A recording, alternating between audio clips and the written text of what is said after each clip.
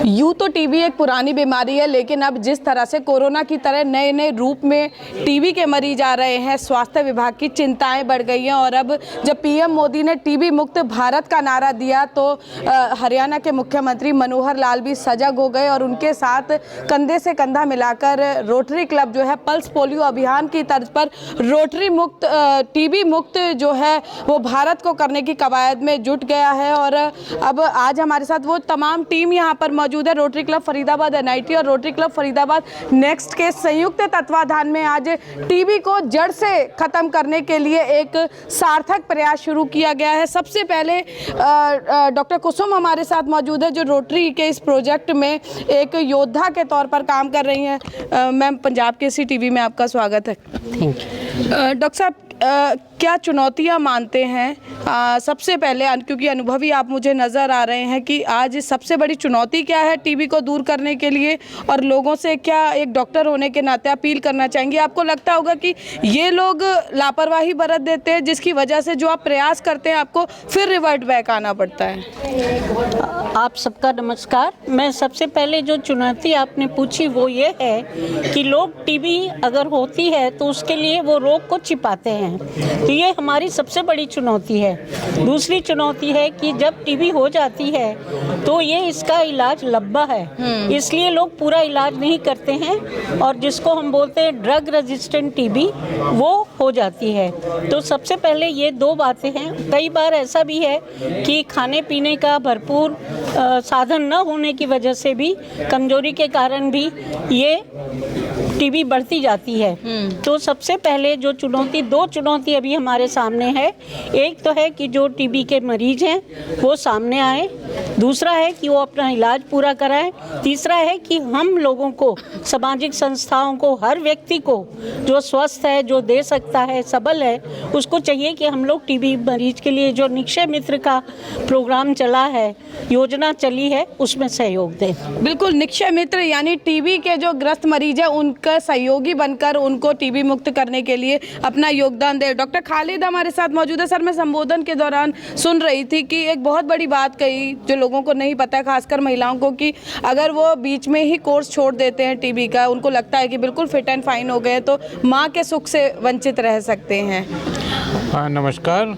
ये एक बहुत बड़ी चुनौती है और मैं इसको इस रूप में देखना चाहूँगा कि टीबी एक छूतदार बीमारी है, यानी सांस के द्वारा एक सज्जन से दूसरे सज्जन में लगती है।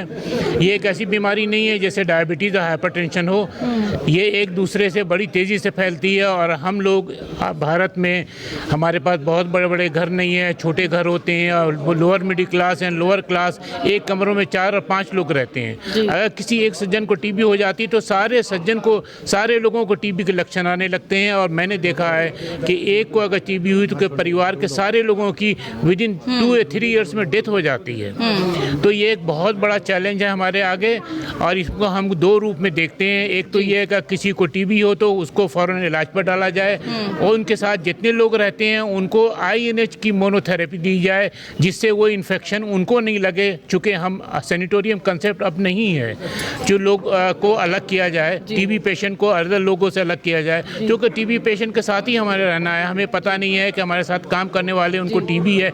लोग जनरली इसको छुपाते हैं क्योंकि स्टिग्मा अभी भी सोसाइटी में। तो ये एक बहुत बड़ा चैलेंज है जिसको पब्लिक ने ऑप्ट किया है और रोटरी ने भी इसको अपने ऊपर लिया है और इस पर बहुत प्रयास कर रही है, जिसका एक रूप आपने यहाँ भी देखा है। और देखिए, डीजी अशोक कंटूर जी के 2 योद्धा यहाँ पर मौजूद है जो फरीदाबाद में अन्य रोटरी क्लब्स के साथ सहयोग करके और अपने जो है बलबूते पर टीबी मुक्त करने के लिए जो भी संभव प्रयास है उसको लेकर लगातार पिछले कई दिनों से जूझ रहे हैं। मैं बात कर रही हूँ वीरेंद्र मेहता जी की, जो वरिष्ठ रोटेरियन है। वीरेंद्र जी, आज आपने अडॉप्शन कार्यक्रम के बारे में लोगों को जागरूक कराया, कई लोगों ने अडॉप्ट भी किया, बैग्स डिस्ट्रीब्यूट कर रहे हैं, लोगों को संदेश दे रहे हैं। मैं चाहूँगी कि आप ये ज़रूर बताएं कि आप ये जो कैंपेन कर रहे हैं वहाँ लोगों का सहयोग कहाँ नहीं मिल रहा है, ताकि दर्शक ये जाने और आगे आकर उससे सहयोग को करें ताकि आपको आगे किसी तरह की परेशानी ना हो?